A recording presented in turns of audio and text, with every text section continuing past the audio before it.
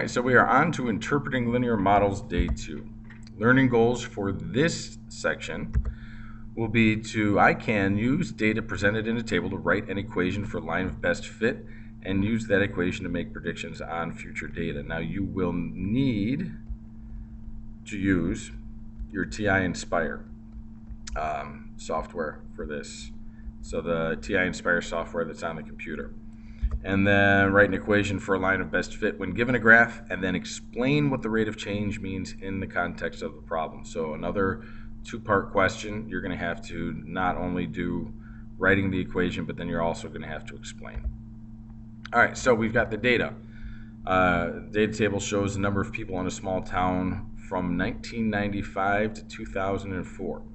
We want to use this data to write the equation for the line of best fit. We've got y equals mx plus b. That's what we're going to write it in.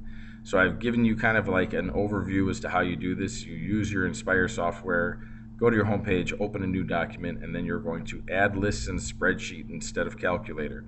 You will enter the data, then you're going to hit menu 413. I'm going to take you kind of through what this is going to look like, but understand that x is going to be your years, and y is your population. So your top there is going to be your years. And notice that we have 0, 1, 2, 3, 4, 5, etc. Those are years since 1995. So 0 years since 1995 is 1995. 1 year is 1996, so on and so forth. These aren't the values that you're going to use for x. That's just so that you know what these numbers mean in the context of the problem. All right, so walking you through. So you're going to go to home page. You're going to open a new document, and then you're going to add lists and spreadsheet. All right, and then here, now even though this is for a different problem, this is just, I use this for an example. So here we had calories and fat, but for this particular problem, for our first column, we would actually go and type in this box up here, we would type in years.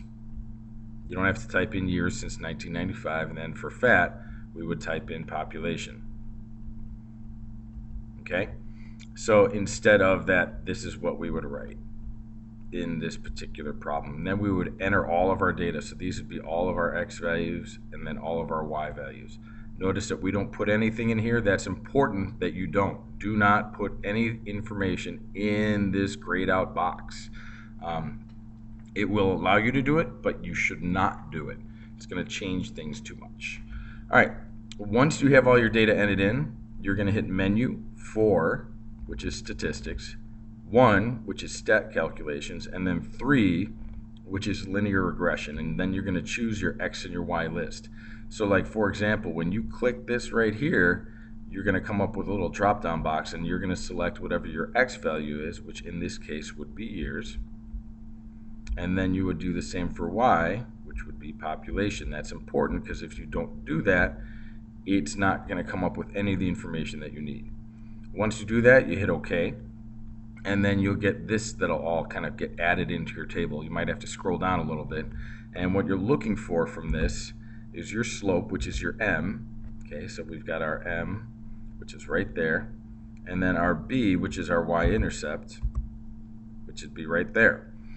Okay, so make sure that you know how to do this, because if you don't know how to do it, you are not going to be able to do this problem at all. All right, let me go ahead and get rid of all of that. All right, so once we have that, based on this data, I went ahead and inputted it in, and I got an m of about 14.38 and a b, which is our y-intercept, of about 429.19.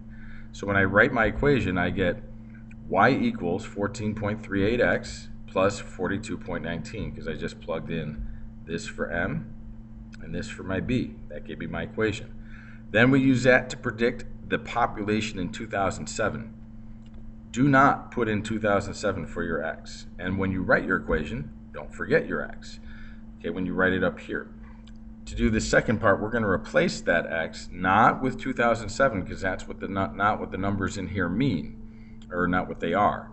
You have to figure out how many years since 1995 is 2007, which happens to be 12. Go ahead and plug that in, and you get about 602. So in this case, about 602 people. You actually got like 601.7 something, so we just rounded up. All right, next example. So we've got a scatter plot that shows the age of people when they have their first child as compared to the number of years of education they've received. So we use the points. Now we're specifically told to use these points, 2216 and 2819. All right, and we're going to use that to write the equation for the line of fit shown in the scatter plot. So even though this point is not on the line, that's okay. We're told to use those 2 points to write the equation. So we're going to go ahead to find our slope. Remember, it's y sub 2 minus y sub 1 over x sub 2 minus x sub 1. So you take your y's and subtract them, and then your x's and subtract them. So I did 19 minus 16 and 28 minus 22, which gave me 3 over 6, which came out to 1/2. Now I know that my y-intercept is 12.8 because I'm told that this is 0, 12.8. So when I write my equation, again, all I'm doing is I'm putting in this for my m and this for my b, which will give me y equals 1/2 x plus 12.8. And then we have to explain what the rate of change represents in terms of the situation and be specific. So when they say be specific, they mean use this number because that's the rate of change. So use that number in there. And what that's going to come out to is for every year that people wait to have their first child, they will, on average, have an additional half year of education. That's all you have to do. So not a lot of actual computation. Yes, we have this here, but you've done this 100 times before. And then the previous part was just all on the calculator. So if any part of this is confusing, please find me. All right. That does it for this video. So if we are halfway through this key concept already and halfway through the year now as far as key concept stuff goes. So you guys have a good one. Take